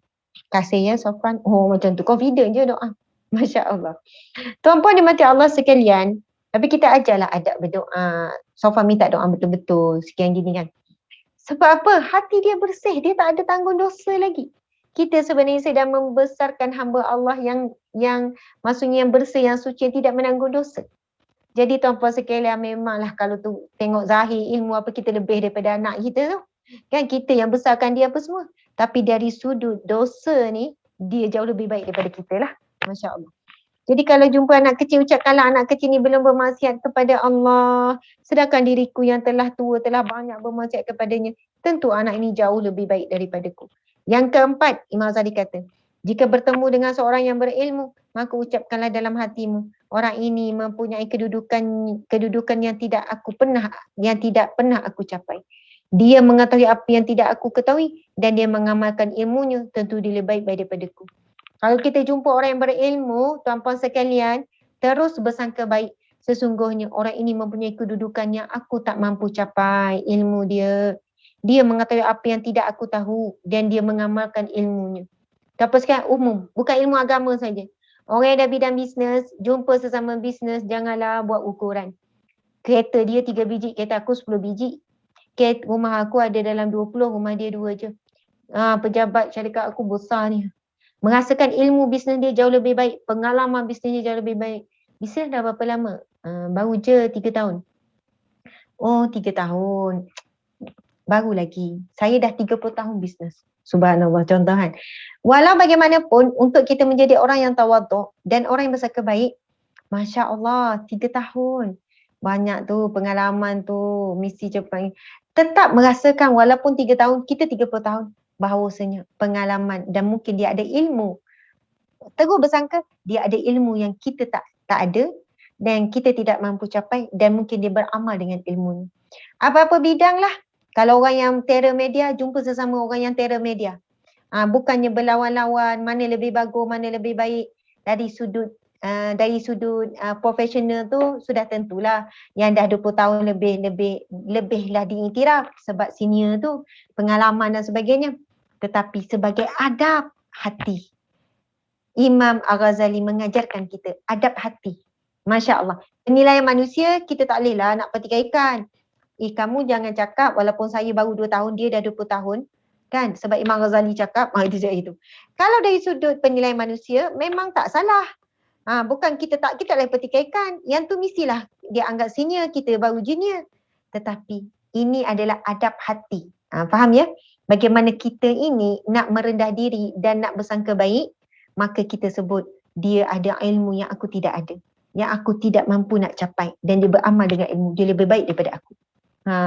Okey, yang kelima, jika bertemu dengan seseorang yang jahil, maka katakanlah dalam hatimu, orang ini bermaksiat kepada Allah kerana dia jahil, tidak tahu, sedangkan aku bermaksiat kepada Allah. Padahal aku mengetahui akibatnya dan aku tidak tahu bagaimana akhir umurku dan umurnya kelak. Dia tentu lebih baik daripadaku. Kalau kita jumpa orang buat maksiat, kita sebut terus. Dia buat maksiat, dia jahil.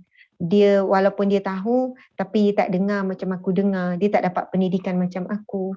Kan dan aku pun tak tahu kesudahan dia dan kesudahanku. Maka dia lebih baik daripadaku. Sebab dia buat maksiat tapi dia tak tahu. Ilmu dia tak mendalam. Aku pula buat maksiat dan kadang aku tahu. Maka aku lebih teruk daripada dia. Dia lebih baik daripada aku. Subhanallah. Tuan-puan dimati Allah sekalian. Dengan kita sebutkan berkenaan dengan pesanan Imam Al-Ghazali dalam bab bersangka baik, kita harap mudah-mudahan kita semua dapat cepat berdamai dengan takdir Allah. Contohlah, ada seseorang yang khianat kita. Macam mana nak berdamai dengan cepat ya orang khianat? Kita percaya pada dia, kita beri amanah kepada dia, tiba-tiba dia tikam belakang. Masya Allah, nak berdamai dengan takdir ni, subhanallah tuan-puan dimati Allah sekalian. Bagaimana kita nak bersangka baik dengan apa yang diajar oleh Imam Al-Ghazali tadi? Mungkin kita buat ayat, Ya Allah, Ya Allah, sesungguhnya dia khianat tu maksiat. Ya Allah, ya Allah, dia melakukan perbuatan khianat ini. Ya Allah, yang Engkau lihat, ya aku sakit, aku sedih, aku kecewa sangat apa yang dia buat ni, ya Allah. Mungkin dia buat dalam keadaan dia jahil. Maksud jahil ni bukan dia tak tahu langsung, tetapi dia tak dapatlah ilmu yang mendalam, ilmu berkenaan dengan amanah, kan, ilmu dia mungkin tak belajar macam kita belajar bab akidah, belajar bab akhlak, belajar Al-Quran, belajar hadis Nabi, contoh saja saya bagi ya. Maksudnya level ilmu dia terendah. Jahil dia tu ada jahil dia. Jahil kita pun jahil juga, tapi tak sampai sejahil dia. Macam itulah. Ya Allah, sebab itulah dia buat macam tu, ya Allah. Maka ya Allah, ampunilah dia kalau dia yang salah, ya Allah. Dan ampunilah aku sekiranya sebenarnya aku yang salah dalam hal ini. Ini adalah doa para sahabat. Saya baca dalam kitab Akhlak Rasulullah sallallahu alaihi wasallam. Kisah beberapa orang sahabat bila mereka diuji dengan ujian kecaman, hinaan, adalah sikap-sikap buruk manusia, kan? Apa yang manusia buat jahat tu bukan kaleng-kaleng lah, jahat yang teruk lah, kan, kezaliman. Tapi mereka tetap selalu berdoa, ya Allah, ampunilah mereka sekiranya mereka telah melakukan kesilapan dan dosa. Kerana aku tidak mahu asbab aku ada saudaraku yang dimurkai olehmu. Dan ya Allah, sekiranya aku yang bersalah dan berdosa dalam ini, maka ampunilah aku. Masya Allah, tuan-puan sekalian. Kalau kita baca kisah Ibrahim bin Adham, dikatakan beliau juga adalah waliullah. Ibrahim bin Adham ni asalnya anak bangsawan, ada kata dia anak raja. Lepas dia dapat hidayah, dia keluar daripada istana, dia bawa diri sampai jadi alim ulama, tuan-puan sekalian. Pergi belajar, orang panggil pergi isolate lah, kan, pergi menyendiri dan sebagainya. Satu ketika, Masya Allah, adalah pendek cerita, dia jumpa ada beberapa orang pengawal istana, padahal dia pun daripada istana tu. Pengawal istana ni nampak dia zaman tu bukan macam sekarang, kan. Kalau orang sebut Ustazah Asma tu, bukan kata saya glamour, tapi orang kenal lah sebab tengok dekat ada gambar, ada YouTube, ada ni. Zaman tu walaupun nama dia masyhur Ibrahim bin Adham, tapi muka tu bukan semua orang tengok, kan, tak tahu macam mana. Jadi pengawal ni tak kenal Ibrahim bin Adham. Dia tanya Ibrahim bin Adham ni, tunjukkan kami pasar. Ibrahim bin Adham tunjuk kubur. Sebenarnya ada maksud tersirat lah. Ni nak pergi pasar tempat berkumpul orang. Pasar ni, mana-mana pasar pun tempat bercampur. Tempat tak elok. Sebab itu hadis Nabi kata, jadilah kamu orang yang terakhir masuk pasar dan orang terawal keluar daripada pasar. Pasar tempat yang tak elok untuk duduk berlama-lama. Syaitan juga suka berkumpul di pasar-pasar. Bukan pasar-pasar pagi, pasar bawang, tanpa kan, semua tempat berkumpul untuk keperluan-keperluan dunia ni. Kan, pasar raya ke shopping komplek, tapi hari ni orang suka lepak-lepak di shopping komplek lama-lama seronok, kan, cuci mata dan sebagainya. Okey, tapi pendek ceritanya, bila ditanya, dia tunjuk kubur, dia tak tunjuk pasar. Dia kata tu, tapi kubur lah. Lalu pengawal istana ni turun dan libas pukul dia. Sebab macam mempermainkan, macam menipu, macam tu lah, kan. Setiap kali dia kena pukul, dia jawab, ya Allah, ampunilah dia, ya Allah, ampunilah dia. Dia pukul, kan, bila pukul, Ibrahim ada, ya Allah, ampuni dia, ya Allah, ampunilah dia, ampunilah dia. Subhanallah, setelah itu adalah orang kampung nampak, wahai pemuda, itu adalah Ibrahim bin Adham. Terus bila tahu Ibrahim bin Adham, mereka tahu ini adalah alim ulama, orang soleh. Terus mereka turun minta maaf dan bertanya, kenapa? Setiap kali kami pukul kamu, kan, kenapa setiap kali itu kamu berdoa supaya Allah ampuni kami, sedangkan kami buat salah kepadamu? Lalu dia jawab, sesungguhnya aku tidak pernah gembira. Aku tidak pernah gembira dengan dosa orang lain di atas kerana aku. Kerana engkau telah menzalimiku, kan, lalu kamu berdosa. Dan aku tidak pernah bergembira di atas dosa saudaraku disebabkan aku. Subhanallah. Allahu Akbar. Hebat, kan? Macam mana tu, kan? Masya Allah. Orang tu tengah buat zalim. Patutnya kalau doa, ya Allah, lindungilah aku, selamatkanlah aku, ya Allah, daripada orang yang zalim. Tak. Dia minta ampun dengan orang yang zalim. Sebab tak pernah rasa gembira pun. Tak rasa seronok. Aku tidak pernah gembira di atas dosa saudaraku disebabkan aku. Ataupun sebab orang lain ke apa ke. Tak pernah gembira tengok orang sedang buat maksiat ke apa. Tak pernah. Kan? Duduk mendoakan supaya Allah ampuni, Allah beri hidayah, Allah beri petunjuk. Jadi tuan-puan dan puan sekalian, apa pun yang berlaku sekeliling kita. Kan daripada siapa pun, tak kira lah yang dekat, yang jauh, yang sehari-hari kita jumpa. Itu takdir Allah. Untuk kita dapatkan hasil dia apa? Hasil dia redha, sabar, bersangka baik, doa, maafkan, ataupun dia bukan, maksud maaf ni bukan semestinya redha ni sebagai penutup ni, redha bukan maksud pasrah ya. Bukan mengalah. Masya Allah. Ada orang bila dia berlaku satu salah faham, dia panggil. Mari kita jumpa berterus terang. Daripada berterus terang, kita dapat berlapang dada. Kita dapat beri penjelasan. Kita dapat merungkai kesimpulan salah faham dan sebagainya. Bukannya kata, tak payah panjang-panjang lah, tak payah panjang-panjang cerita. Settle, kita tutup cerita. Kalau saya jenis bukan tutup cerita tergantung. Tutup cerita. Tetapi dengan selesaikan dengan secara baik. Lepas kita dah beri penerangan, kita tak boleh paksa untuk orang faham. Kita tak boleh paksa untuk orang terima apa yang kita cakap. Selebihnya, serah kepada Allah. Yang penting kita telah memberi penjelasan. Bukan kuasa kita, bukan kemampuan kita pun untuk mengubah orang lain, tapi apa yang kita mampu ialah menyampaikan. Kan, cuba berusaha untuk membetulkan keadaan. Maka tuan-puan sekalian, saya takut kalau kita ni kata berdamailah dengan takdir, langsung tak ambil tindakan. Langsung tak usaha, langsung tak buat apa-apa. Sampai orang tu tak berhenti-hentilah buat fitnah. Sekali-sekala kita jumpa, kenapa? Tak dapat jumpa, buat penjelasan. Penjelasan fitnah terhadap saya, sekian-sekian contoh lah kan. Kalau betul-betul ia fitnah. Buat penjelasan, lepas tu serah pada Allah lah. Yang penting kita dah buat, bukan paksa orang tu terima dan sebagainya. Kalau dia masih terus lagi menebar fitnah. Allahu Akbar, Allahu Akbar, Allahu Akbar. Muslimin muslimat di mata Allah sekalian. Mudah-mudahan tercapai ya matlamat penganjur yang ingin kita faham tentang berdamai dengan takdir. Masya Allah. Oh, sampai pukul 12 ni. 10.30, 11.30, pukul 12. Ada masa lagi sikit. Tuan-tuan di mata Allah sekalian, saya nak berkongsi sikit hujung ini berkenaan dengan ramai yang bertanya pasal betulkah, wujudkah pembagian ulama dalam isu takdir? Betul tak? Betul tak ada takdir yang berubah, ada takdir yang tak boleh berubah? Okey.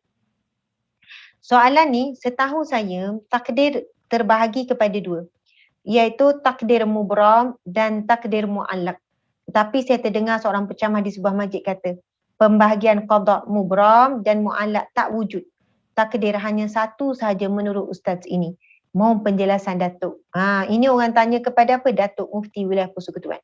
Mari kita tengok. Perlu difahami dan diimani bahawa segala apa yang berlaku dalam hidup adalah di bawah ketentuan Allah. Itu secara umum kita kena beriman apa jua yang berlaku adalah ketentuan Allah dengan izin Allah. Sebagaimana firman Allah dalam surah Al-Qamar ayat 49, inna kulli syai'in khalaqnahu biqadarin. Yang bermaksud sesungguhnya kami menciptakan tiap-tiap sesuatu menurut takdir yang telah ditentukan. Okey. Pembahagian seperti yang di soal itu sememangnya tidak wujud atas nama, tetapi hakikatnya ia memang terdapat di dalam Al-Quran dan hadis. Al-ibrah bil al-musammayat la bi al-asma. Firman Allah kata memang betul pembahagian tu taklah disebut secara zahir oleh Nabi SAW. Tak ada hadis yang sebut bahawasanya takdir ada dua, takdir ni apa, takdir ni apa. Tetapi penjelasan dalam oleh Jabatan Mufti Wilayah Persekutuan ini, pembahagian seperti itu sememangnya tidak wujud atas nama. Zahirnya tak ada. Tetapi hakikatnya ia memang terdapat dalam Al-Quran dan hadis. Okey. Firman Allah Subhanahu Wa Taala surah Ar-Ra'd ayat 39. Yamhullaha ma yasha'u wa yasbitu wa indahu ummul kitab. Allah menghapuskan apa jua dikendakinya. Dan ia juga menetapkan apa jua dikendakinya. Dan ingatlah pada sisinya ada ibu segala suratan. Masya Allah. Allah lah yang berkehendak semuanya. Dan Allah juga kalau Allah nak padamkan, Allah boleh padam. Apa yang telah tersurat di Lauh Mahfuz, kalau Allah nak padamkan, Allah berkuasa. Kan Allah berkuasa, Allah berkehendak kan tuan-puan sekalian. Takdir mubram adalah muktamad dan tertulis di Lauh Mahfuz. Tidak ada apa pengurangan, penambahan atau pengubahan pada takdir ini. Takdir mu'allaq pula adalah takdir yang tertulis dalam catatan para malaikat. Dengan izin Allah, takdir ini boleh tetap dan boleh berubah, bergantung kepada sebab-sebab yang diusahakan oleh manusia. Mu'allaq adalah perkataan bahasa Arab yang membawa maksud tergantung. Jadi ada dua kan, iaitu takdir mubram yang tidak boleh diubah, tak akan berubah selama-lamanya. Manakala takdir mu'allaq adalah takdir tergantung. Dia tergantung kepada usaha manusia, ikhtiar manusia, doa manusia, amalan manusia. So itu dikatakan amalan menghubungkan silaturahim kan. Amalan tersebut boleh memanjangkan umur. Jadi ulama bahas adakah panjang dari sudut betul-betul. Asalnya Allah takdir 50 tahun jadi 70 tahun. Contoh kan. Ada yang kata begitu. Ada yang kata umurnya tetap sama. Tetapi dimaksudkan adalah walaupun umurnya pendek, umurnya tak panjang, kan 40 tahun saja, tetapi namanya dan baktinya, kesan tu tetap ada dalam tempoh yang lama. Masya Allah. Baiklah, contoh takdir mubram adalah sebagaimana firman Allah Subhanahu Wa Taala. Walikulli ummatin ajalun, fa iza jaa ajaluhum la yastakhiruna sa'ah wa la yastaqdimun. Yang bermaksud, maka apabila datang tempohnya, iaitu tempoh matinya, tiba saat kematiannya, tidak dapat mereka kemudiankan walau sesaat, ataupun tidak dapat didahulukan walaupun sesaat. Jadi dah jelas daripada hadis ini, daripada firman Allah ini, antara takdir mubram iaitu berkenaan dengan kematian. Tak akan dapat tangguh sesaat, tidak akan dapat lawat sesaat. Contohnya kan, doktor ni kata, okey, ada masa tempoh 3 bulan je. Lepas tu seorang ni kata, tak apa, saya akan ubah tu. Saya akan ubah. Kalaupun daripada 3 bulan jadi 6 bulan, kita bukan sebenarnya ubah takdir. Tetapi takdir Allah ialah dia belum pun mati. Allah belum takdirkan dia mati. Walaupun doktor kata 3 bulan je paling lama. Tapi sebab Allah SWT telah menetapkan. Okey. Soalan yang sangat bagus. Saya nak jawab soalannya. Jadi tuan-puan sekalian dah faham tak takdir mu'allaq? Bagi memudahkan kefahaman. Okey, beza ulama qada mu'allaq. Okey. Jadi faham ya, qada mu'allaq macam usaha rezeki. Usaha nak baik dengan orang. Kita tak boleh kata, dah Allah takdirkan kita bergaduh, nak macam mana? Memang Allah dah takdirkan kita salah faham. Redha je lah. Tuan-puan sekalian, itu mu'allaq. Bergantung kepada kita, nak ubah salah faham, jadi memahami. Nak ubah daripada kita ni malas jadi rajin. Tak boleh jawab, Allah dah takdirkan saya malas. Kau dah dunia ni semua rajin. Kan? Semualah dapat APC. Kan pening pula nak pilih kalau semua rajin. Dah Allah takdirkan saya ni buat maksiat. Allah yang takdirkan. Saya tak nak lawan takdir Allah. Dia kata macam tu kan. Memang saya ada jumpa tuan-puan sekalian, jawab dengan saya pun ada. Masa saya ceramah-ceramah, dulu saya selalulah ceramah dengan pelaku jenayah syariah ni. Kan sebab mereka ni ditangkap basah, ditangkap buat maksiat lah sampai tingkat zina. Zina tu ialah dari segi apa yang kita lihat zahir walaupun tak cukup 4 saksi tapi dia ditangkap basah lah. Bukan sebab hujan ya, faham ya, tangkap basah. Lepas tu macam-macam lah, main judi, tangkap minum arak. Lepas tu kan bila kita ceramah-ceramah, Ustazah, Allah dah takdirkan saya minum arak. Saya tak boleh nak lawan takdir Allah. Bukankah apa yang semua kita buat ditakdirkan Allah? Jawab macam tu kan. Tuan-puan sekalian, kalau fikir-fikir dari sudut akal, logik, kalau dia bercakap sesama dia memang logik. Aku ni beriman pada Allah. Kan iman yang ke-6 tu, beriman pada takdir Allah. Kan semua ni Allah yang takdirkan. Jadi kita minum arak, main judi ni pun takdir Allah. Jadi nak macam mana? Allah dah takdirkan kita buat. Tuan-puan sekalian, orang macam ni kan. Ustaz saya dululah, Ustaz Zainal Arifin. Subhanallah. Bukan ni. Tak, nak bagi contoh. Okey, Syirah. Ni kan. Ni, Syirah ada depan saya ni, pembantu setia ni, unit media ni. Masya Allah. Ni botol air ni kan. Saya ketuk kepala Syirah. Saya ketuk. Saya ketuk. Lepas tu kan, Syirah pun tanya, Ustazah, kenapa ni ketuk kepala saya dengan botol? Takdir Allah, Syirah. Allah dah takdirkan Ustazah ketuk kepala awak. Lepas tu Ustazah pun ketuk lagi. Dia kata, kenapa Ustazah sakit? Apa main kepala ni? Takdir Allah, Syirah. Allah dah takdirkan Ustazah ketuk kepala awak. Ustazah tak. Kali ketiga Syira pun elak, Syira elak kan. Syira elak. Ustaz, kenapa elak? Syira kena usahalah, tak boleh serah pada takdir duduk je. Usahalah ngelak dan hasil usaha larilah daripada ni. Lepas tu ataupun Syira akan marah pada Ustazah. Ustazah jangan nak salahkan takdir ya. Yang pukul tu Ustazah. Ustazah takkan tak ada akal. Takkan tak boleh fikir pukul orang tu salah. Kan sikit-sikit salahkan takdir. Itu pilihan Ustazah kot nak pukul saya. Tiba-tiba nak main kepala. Macam tu tuan-tuan sekalian. Kita kan ada akal, ada ilmu. Jadi kalau dia buat maksiat, itu pilihan dia. Kan pilihan dia. Na'udzubillahi min zalik. Bimbang kalau kita ini mempermainkan takdir. Kalau bab buat keburukan, kita salahkan Allah. Kan kita sandarkan kepada Allah. Tapi bab kebaikan, sandarkan pada diri sendiri. Na'udzubillahi min zalik. Baiklah, saya tengok ada soalan. Ustazah, macam mana zikir ke amalan ke supaya kita ni boleh berdamai dengan takdir Allah. Boleh mudah untuk maafkan orang. Macam ni lah tuan-puan sekalian. Nak ubah orang benda yang paling susah dalam dunia ni. Kalau nak belajar masak walaupun tak pandai boleh. Tak pandai menanam, belajar boleh tuan-puan sekalian. Benda paling susah ubah orang lain. Jadi kita ni kan daripada habis masa ubah orang lain, ubah diri sendiri je lah. Kan Ustazah ada orang kata ada tak zikir-zikir amalan supaya orang tu berubah, asyik sangka buruk, asyik ni. Boleh, usahalah. Tip tu banyak, tak sempat lah nak kongsi ni. Cuma in between, on the way tu kan, dalam nak betulkan orang tu dan perjalanan tu dan proses tu, kita betulkan diri sendiri lah. Masuk betulkan diri sendiri tu jadi hati lebih lapang, mendoakan dia, memaafkan, bersangka baik. Buanglah perasaan-perasaan yang tak elok kita pada dia dan sebagainya. Masya Allah. Mungkin tak boleh sama lah macam sebelum. Tak boleh sama. Sebelum dikhianati, sebelum disakiti tak lain. Tapi lepas tu back to normal memang tak boleh. Kan kita tak dipaksa pun sampai peringkat tu. Tapi sekarang ni janganlah ada membenci, janganlah ada berkasar, janganlah subhanallah dendam dan sebagainya. Okey, saya nak berkongsi satu zikir dalam Al-Maqsurat ada. Zikir ini adalah untuk kita menjadi orang yang selalu redha dengan Allah. Berdamai dengan takdir Allah, maksudnya diredha dengan Allah. Okey, subhanallah.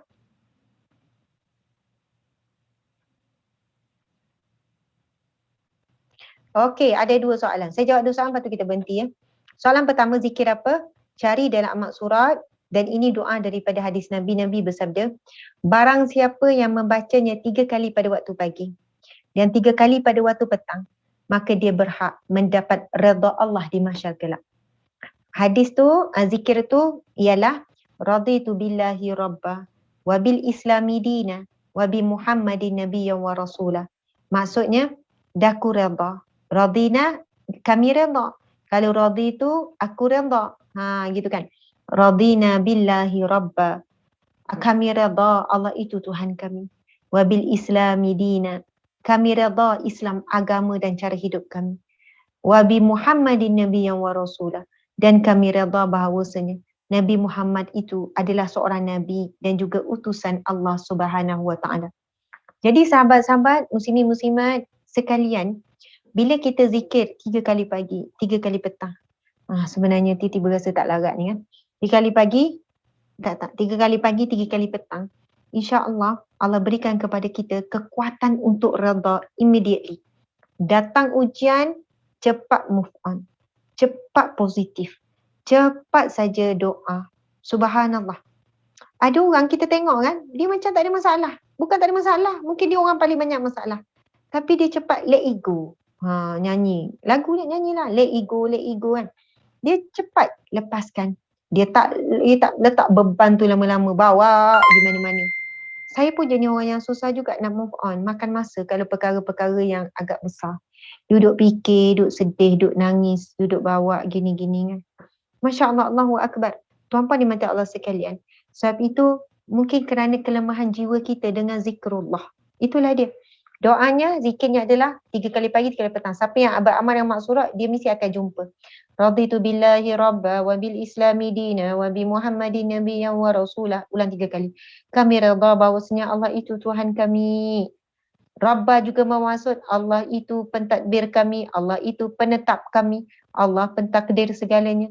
Allah itulah yang menetapkan segalanya. Itulah maksudnya. Bila kita duk minta pagi 3 kali, petang 3 kali, insya-Allah Allah jadi, sebab kita sebut, kita iktiraf, kita sebut aku redha dengan segala ketetapan Allah. Itu maksudnya raditu billahi rabbah. Aku redha dengan Allah. Redha dengan Allah tu maksudnya dengan ketetapan, kehendak, perintah, larangan, semua redha. Insya-Allah kita tak mudah mengalah dengan takdir Allah, sebab datang sebelum mengalah tu redha tu. Kalau ada redha, tak mengalah tuan-puan sekalian. Kita terus jalan, terus melangkah. Tapi kalau kata aku dah give up dah, aku dah tak nak dah. Kita nak hukum orang tu supaya rasa bersalah, kita pula yang mengalah. Kan, contohlah kalau saya lah rasa macam dah sedih dah dengan kecaman orang kan. Dah, aku nak berhenti dah ceramah. Saya nak berhenti ceramah, saya dah tak boleh dah ni. Mengalah pula. Masya Allah. Padahalnya kita kena redha dengan ketetapan Allah, kerana ada juga silap kita menyebabkan kita kena kecam, orang salah faham, kan, memaafkan diri kita dan kita teruskan. Jangan mengalah. Okey, soalan kedua dan terakhir, Masya Allah, yang bertanya, Ustazah, betul tak bila sebut na'udzubillahi min zalik, tak boleh ke sebut na'udzubillah sahaja? Betul ke kena sebut penuh? Okey.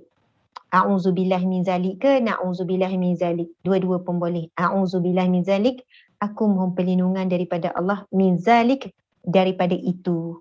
Min zalika, daripada itu. Itu tu sesuatu yang kita nampak, yang kita harap tak terjadi pada kita. Kita dah ada accident, lepas tu kita tengok na'udzubillahi min zalik. Ya, mohon perlindunganlah daripada itu. Kita tak sebutlah daripada kemalangan seumpama itu, tak perlu. Itu saja dah sempurna. Dia kata, Ustazah kena sebut habis Kalau sebut na'udzubillah saja, na'udzubillah maksudnya kami mohon perlindungan dengan Allah. Mohon perlindungan dengan Allah. Billah tu dengan Allah, bukan daripada Allah, bukan mau berlindung daripada Allah. Kan? Maksudnya dengan Allah kena ada perlindungan. Dengan syaitan ialah kita kena lindunglah daripada gangguan syaitan. Tapi dengan Allah jangan pula ada gap, jangan ada lindungan pula. Tuan-puan sekalian, Masya Allah, dari sudut bahasanya dia macam ni lah. Kan ada orang, ya Allah mohon lindunglah, ya Allah. Dia gitu je, dia bukan mohon lindunglah daripada itu. Tetapi apa yang dimaksudkan daripada itulah. Bila dia nampak, dia cuma na'udzubillah, na'udzubillah, na'udzubillah, na'udzubillah. Mohon perlindungan daripada Allah. Okey, dari sudut maknanya, dia bukanlah jadi satu kesilapan. Cuma mungkin tak sempurna. Tak adalah sampai jadi salah berakidah ke, ataupun doa tu jadi gini ke, jadi macam mana ke, tuan-puan sekalian. Dari sudut tu tak salah. Cuma mungkin tak lengkap lah ayat tu kan. Walau bagaimanapun kalau sebut, sebab kadang tu kita tak sebut ujung na'udzubillah min zalik, tapi na'udzubillah, na'udzubillah. Maksudnya kami, na'udzu kami mohon perlindungan, billah dengan Allah, min zalik daripada itu. Mohon perlindungan dengan Allah daripada itu. Itu yang kita tak mahu tu, tuan-puan sekalian. Jadi bila sebut saya a'udzubillahi minasyaitanirrajim, mohon perlindungan, a'udzubillah juga kan, mohon perlindungan billah, a'udzubillahi minasyaitanirrajim, minasyaitanirrajim, daripada syaitan direjam. Jadi kalau daripada apa yang kita lihat tu, min zalik daripada itu. Tapi Allah Maha mengetahui niat kita tu. Allah Maha mengetahui apa yang kita mohon lindung tu. Kan bila dengar ada cerita-cerita yang tak baik, na'udzubillah. Kan kadang-kadang saya pun macam tu, setakat tu. Tapi kalau boleh sebut sampai habis, na'udzubillahi min zalik.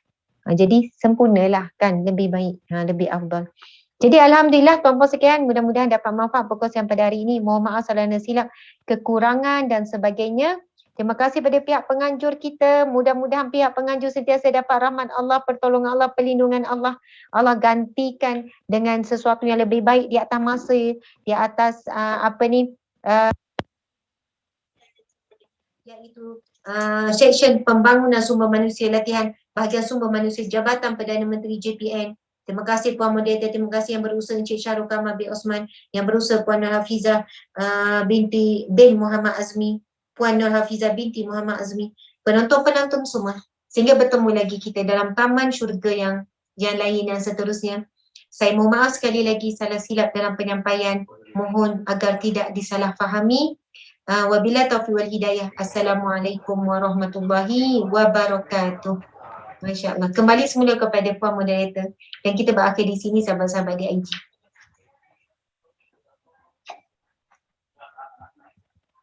Alhamdulillah.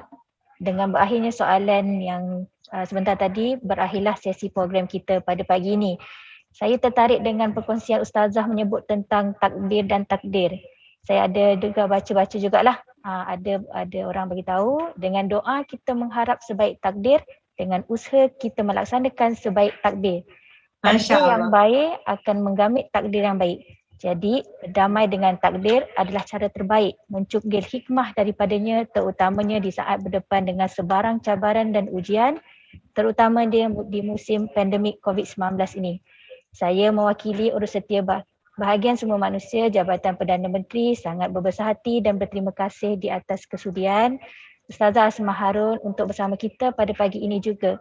Terima kasih juga kepada Yang Berusaha Setiausaha Bahagian Sumber Manusia Jabatan Perdana Menteri Encik Syahrul Kamal bin Usman, Yang Berusaha Timbalan Setiausaha Bahagian Sumber Manusia Jabatan Perdana Menteri Puan Nur Hafizah binti Muhammad Azmi, tuan-tuan, puan-puan yang sudi meluangkan masa bersama kami walaupun di dalam kesibukan menjalankan tugas harian, namun sempat meluangkan masa di dalam